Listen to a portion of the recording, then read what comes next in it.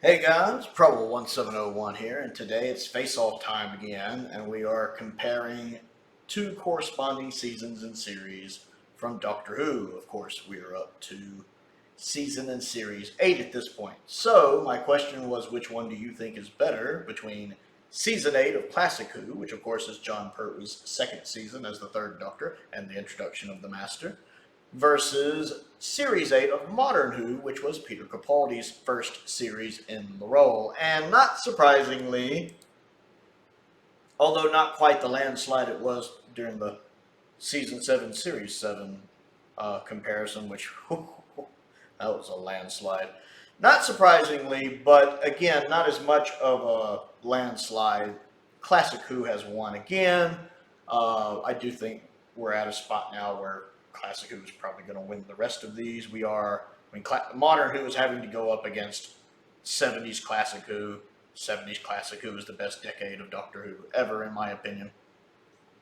But the poll results with 141 votes.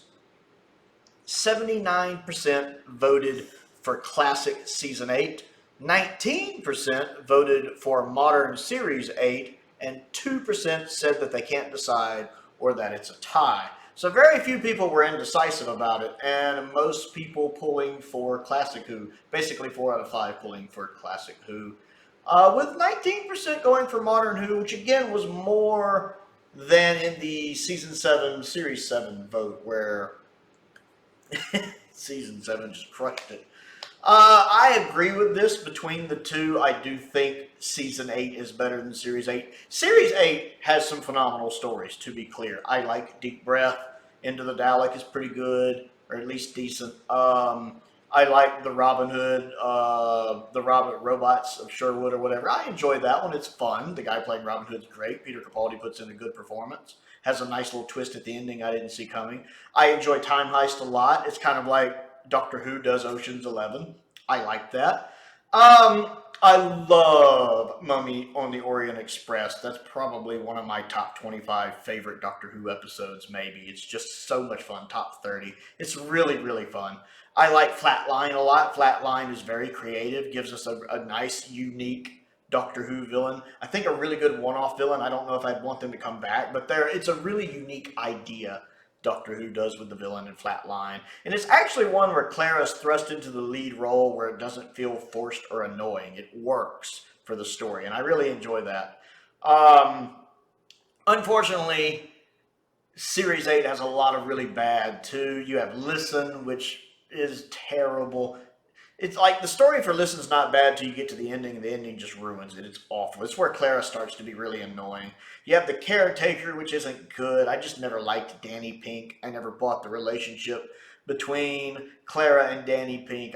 There's no chemistry between the actors, in my opinion. Don't care for it.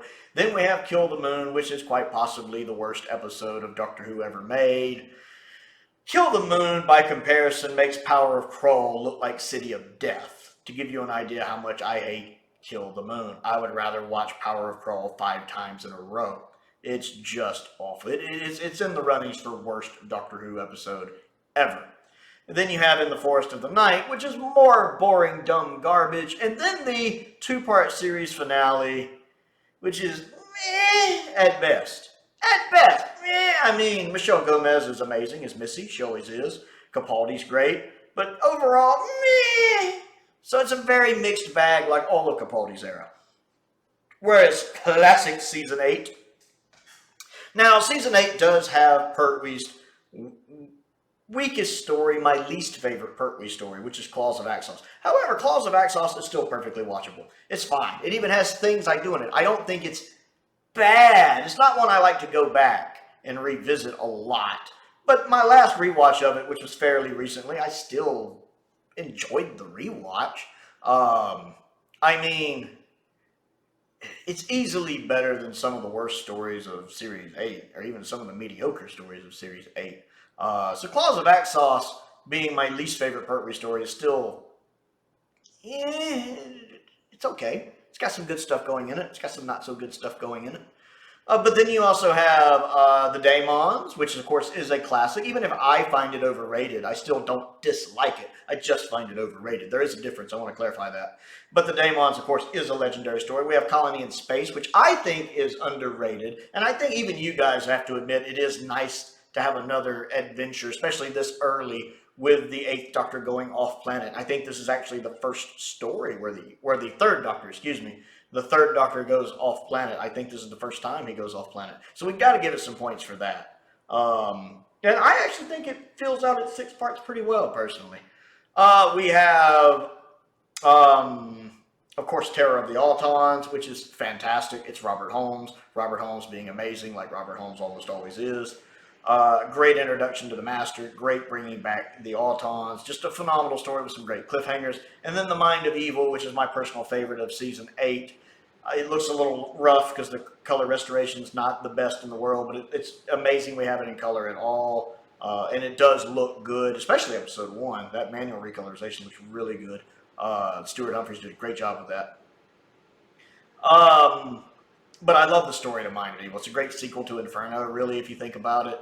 And it's nice to see that the consequences of Inferno still haunt the Doctor with some great performances, some great location work, some nice set design. So yeah, I think I think classic season 8 easily wins it, with most of you agreeing. Some of the comments, let's see what you guys had to say. Mama Saurus says, hands down, all day long, classic Who will beat modern Who every single time. Jeremy Duncan says, season 8 is possibly one of the greatest seasons of 70s Doctor Who. Season 8 is an eclectic assortment of tones that would only appeal to an edge, or Series 8 is an eclectic assortment of tones that would only appeal to an edgy teenager, which is probably why I loved it as an edgy teenager. That's funny. It's not all bad, it's just weird. I put it down to being right after the chaos of the 50th. Alisticious, which is a name I absolutely love, says, purely as an arc, I love Series 8 because Capaldi is my favorite modern Doctor.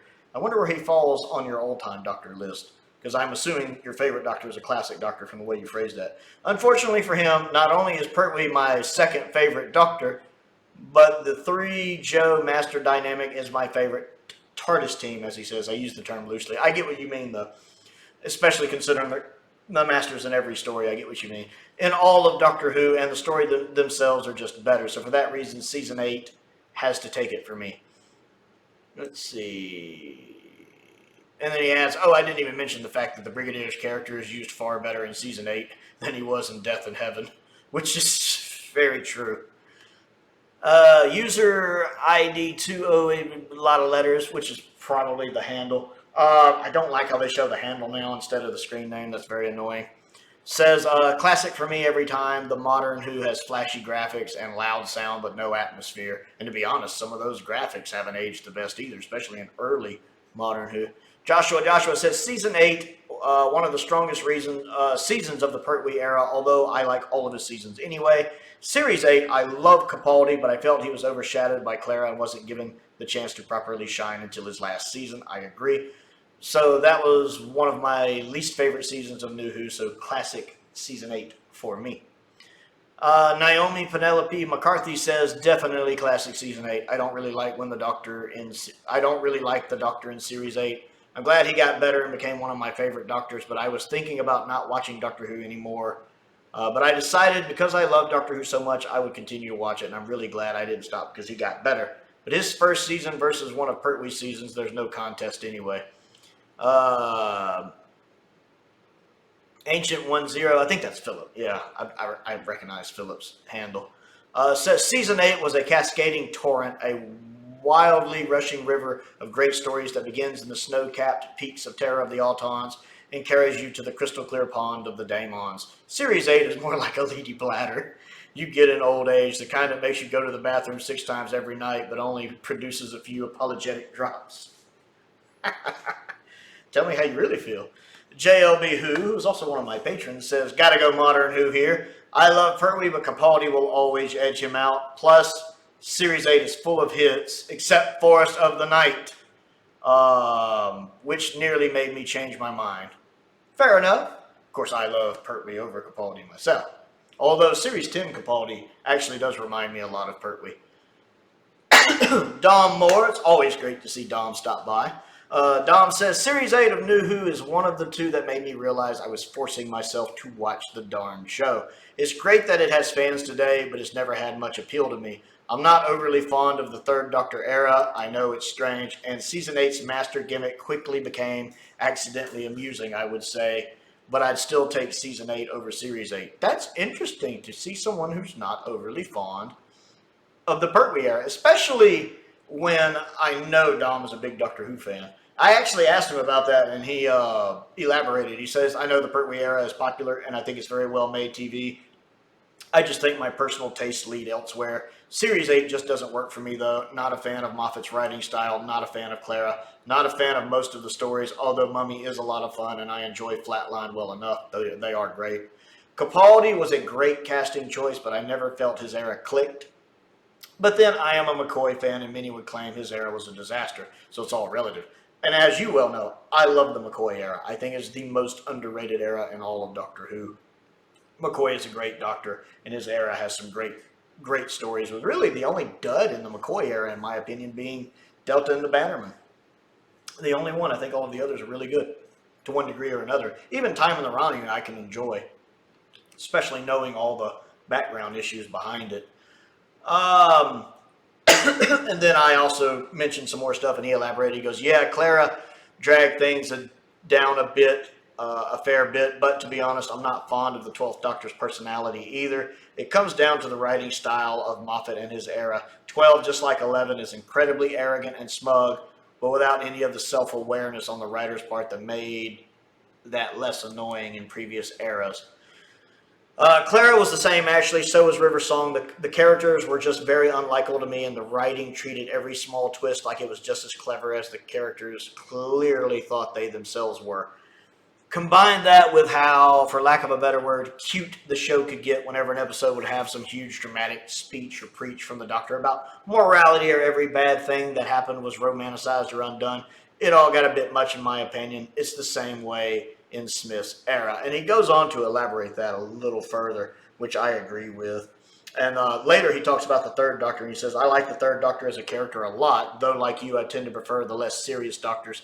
2 and 7 are my favorites, which I know Sylvester McCoy says Troughton was an influence on his Doctor. It depends on the medium, as they're very different takes, but I like the 8th Doctor of the novels a lot too. Interesting. And then he talks about Capaldi saying, I like it, well, first he talks more about, I like it best when the Doctor can play up some of the sillier, more lighthearted elements, but have a lot going beneath the surface that isn't necessarily very agreeable. The 4th Doctor did that very well, too. He could really dart from being reliably well-intentioned and utterly impulsive, even if a little bit self-centered. Tom was really great at that. Then he goes, I thought Capaldi was excellent casting, and I know he was disappointed somewhat by the way his era was written. I've very much gotten that as well. And even Dom says here, he's hinted as much in interviews, although never actively discouraged the new show. And I agree. I really think Capaldi wasn't happy with how his era turned out. I just get that impression from how he talks. He was more of a fan of the classic series than what New Who had become by that time, and it showed, I think. His idea of who the Doctor was didn't really match with what he was asked to play. I'd argue the same is true of his idea of the show versus what he got to make, but that's just speculation. I would love to have a sit-down conversation with Peter Capaldi. Just a candid, honest one. I really would. Ariora0171 says, classic hands down. Pertwee is my favorite Doctor, by the way. I love John Pertwee. He ranked number 3, appropriately enough, on my list. Although him and my number 2, which appropriately enough was Troughton, are almost a tie. It's really hard for me to pick between them. Henry Andrews says, both are fun to watch, but only one is the master, the Daemon's terror of the Autons. Do I really need to say more? Had Clara not been in Series 8, I feel it would have been better received. Yes. The stories feel like solo Doctor stories with a companion forced in there, especially Dr. Clara. Simon Mencher, who has been a huge supporter of the channel and has sent in several things to the P.O. Box, says, I do like Series 8, but it is very much a mixed bag. Agreed. Whereas Season 8 has 3 strong stories, 1 good story with Colony, and 1 poor story with Claws of Axos. Yes.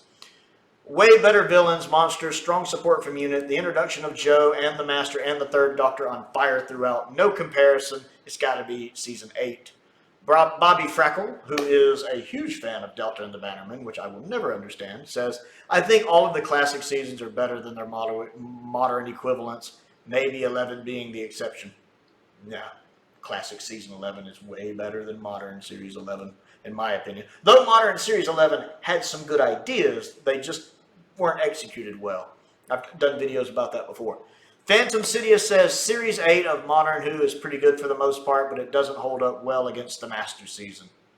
Fair enough. Foggy D says Season 8 is pretty strong. Love the first 3 stories, but find the next 2 a little overrated by many fans. This is the first time I have ever heard Colony in Space called overrated. Which I'll get to in a second. Series 8 has a great arc and a twist for the final cliffhangers. 2 awesome stories in a row in the shape of Mummy and Flatline. Plus 4 of the first 5 episodes are fun despite a deliberately abrasive new Doctor. Unfortunately, Series 8 also contains the overrated Listen, yes, the plain bad Caretaker, the atrocious Forest of the Night, and the utter abomination that was Kill the Moon. 100% agree. So yeah, those drag it down far enough. It's got to be Classic Who again this time for me. Now I mentioned, I was like, you think Colony in Space is overrated by fans? Which he said, okay, maybe not many Whovians in that case, just some. I think most do agree it's the weak link, but a few people insist it's better than its reputation, which I added, me included. I really like Colony in Space.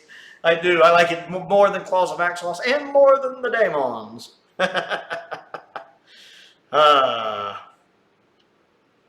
Bananas Are Good, which could be the best YouTube screen name ever, says, come on, no-brainer. Season 8 of Classic Who is one of the best ever. 3rd Doctor Unit Family and Delgado. Did we need to put him in every story of the season? No. Were we really complaining? No. And Colin Coney, who is also one of my top tier patrons, says, not sure you even need to ask which way I voted here. And I said, yeah, I know how much you love Clara. Which he's like,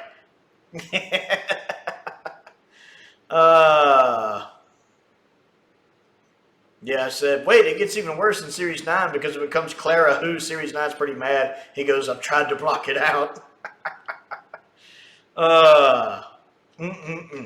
So the comments seem to agree Season 8 over Series 8 every time. And again, the poll agreed 79% voting for Season 8, 19% voting for Series 8. I'm just going to assume they've never seen Season 8. With 2% calling it a tie. And that is how the battle between Season 8 and Series 8 wound up, at least on this poll.